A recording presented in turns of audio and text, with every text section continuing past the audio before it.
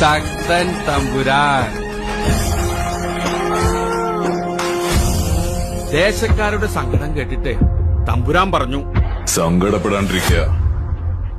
പൂരം ഇനി നമ്മൾ നടത്തും. ഈ ലോകം മുഴുവൻ പൂരം കാണാൻ ഇനി നമ്മുടെ മണ്ണിൽ വരും.